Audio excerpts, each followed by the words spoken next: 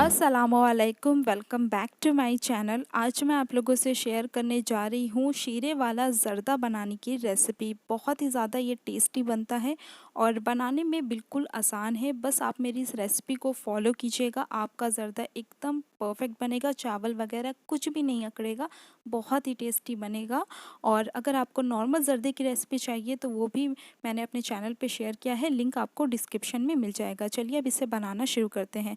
ज़र्दा बनाने के लिए मैंने यहाँ पर 1 कप लिया है सैला राइस। ज़र्दा बनाने के लिए सैला राइस का ही इस्तेमाल किया जाता है और इसे मैंने 2.5 घंटे तक पानी में भिगा करके रखा था। इस चावल को भीगने में थोड़ा ज़्यादा वक्त लगता है, इसलिए आप इसे कम से कम 2 घंटे तक भिगा करके रखें पानी में। और ज़र्दा बनाने के लिए चावल बहुत इंपॉर्टेंट होता है, तो आप हमेशा अच्छे चावल का इस्तेमाल करें, तभी ज़र्दा अच्छा बनेगा। और इस कप से मेज़र करके मैंने 1 कप चावल लिया था, तो इसी कप से मेज़र करके मैं 5 कप लूँगी पानी चावल को पकाने के लिए। और हमने यहाँ पे कुछ चीज़ें लिया है, तो यहाँ पर हमने लिया है 10 से 12 काजू, और हमने यहाँ पे 8 लिया है बादाम, और कुछ हमने लिया है नारियल, 20 हमने लिया है किशमिश, और हमने यहाँ पे 10 लिया है पिस्ता, और हमने यहाँ पे कुछ चेरीज़ लिया है।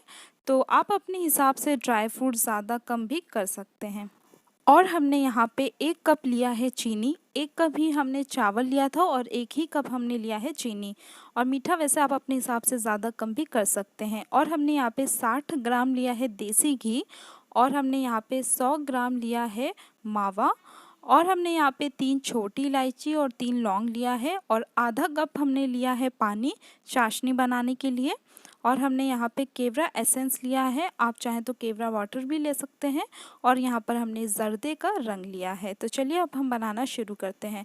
तो सबसे पहले चावलों को पकाने के लिए हमने पानी गर्म करने के लिए रख दिया था, और इसमें हम डाल देंगे ज़र्दे का रंग, और इसमें हम मिक्स कर देंगे। और अब हम इसमें जो है केवड़ा एसेंस डालेंगे 1/4 टीस्पून। अगर आप केवड़ा वाटर ले रहे हैं तो ज़्यादा डालिएगा। और अब हम तेज़ आंच पर पानी में अच्छा सा उबाल आने का इंतज़ार करेंगे।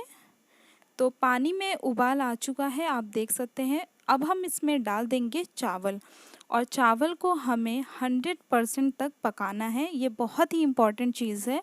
अगर आप चावल को 100% नहीं पकाते हैं तो जब आप इसे चाशनी में पकाने लगेंगे तो वो कड़े हो जाएंगे। इसलिए इस बात को आपको ख्याल रखना है कि चावलों को 100% तक आपको इस टाइम पर पकाना है, और फ्लेम को रखेंगे तेज़। तो यहाँ पर हमारा जो चावल है ये 100% तक पक चुका है। मैं आपको दिखा भी देती हूँ इसे तोड़ करके।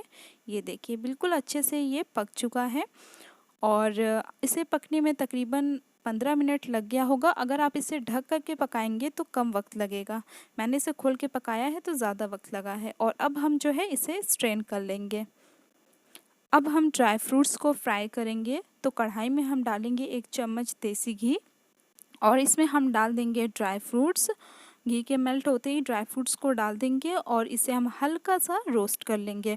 हमें ड्राई फ्रूट्स का कलर वगैरह नहीं चेंज करना है, बस इसे हमें हल्का सा रोस्ट करना है। तो यहाँ पर हमने इसे हल्का सा रोस्ट कर लिया है, बस अब हम इसे निकाल लेंगे। और अब हम कढ़ाई में जो बाकी का घी था उसे डाल देंगे, और घी के मेल्ट होते ही हम इसमें डाल देंगे लौंग और इलायची। इसे हम हल्का सा फ्राई कर लेंगे। तो ये फ्राई हो चुकी है, तो अब हम इसमें डाल देंगे चीनी, और साथ ही में हम इसमें डाल देंगे पानी। और फ्लेम को हम मीडियम हाई रखेंगे। मीडियम हाई फ्लेम पे हम 3 मिनट तक इसे चलाकर पका लेंगे।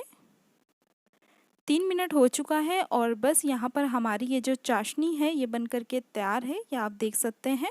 तो इस टाइम पर हम इसमें डाल दें चावल को जिसे हमने पकाया था, और चावल को हमने डाल दिया है। साथ ही में हम इसमें ये ड्राई फ्रूट्स डाल देंगे। हमने पूरा ड्राई फ्रूट्स नहीं डाला है, थोड़ा हमने निकाल लिया है डेकोरेशन के लिए भी। और इसमें हम डाल देंगे मावा। मावा भी हम पूरा नहीं डालेंगे, थोड़ा बचा लेंगे, ऊपर से गार्निशिंग के टाइम डालेंगे। और थोड़ा हम इसमें चेरी डाल देंगे, और डालने के बाद हम इसे अच्छे तरीके से मिक्स करेंगे, और इसे हम ढक करके तेज़ आंच पर पकाएंगे 3 से 4 मिनट तक।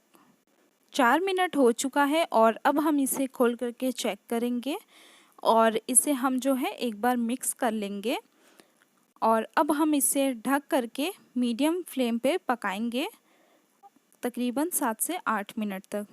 8 मिनट हो चुका है और अब हम इसे खोलकर चेक करेंगे और बस हमारा ये जो ज़र्दा है ये बिल्कुल बन करके तैयार है। ये देख सकते हैं आप कितना बेहतरीन लग रहा है, बहुत ही अच्छा ये हमारा ज़र्दा बना है। बिल्कुल भी चावल वगैरह अकड़ा नहीं है, एकदम परफेक्ट हमारा ज़र्दा बन करके तैयार हुआ है, आप देख सकते हैं। बस अब हम इसे निकाल लेंगे और गार्निश कर लेंगे इसे ड्राई फ्रूट्स और मावा से। तो हमने ज़र्दे को निकाल लिया है, इसे डेकोरेट भी कर दिया है। बहुत ही ज़बरदस्त ये बनकर के तैयार हुआ है। आप लोग ज़रूर से इसे ट्राई कीजिएगा और अपने फीडबैक दीजिएगा। वीडियो पसंद आई होगी तो लाइक शेयर सब्सक्राइब कर दीजिएगा, साथ ही में बेल आइकन भी प्रेस कर दीजिए। वीडियो देखने के लिए बहुत बहुत शुक्रिया। अल्लाह हाफिज़।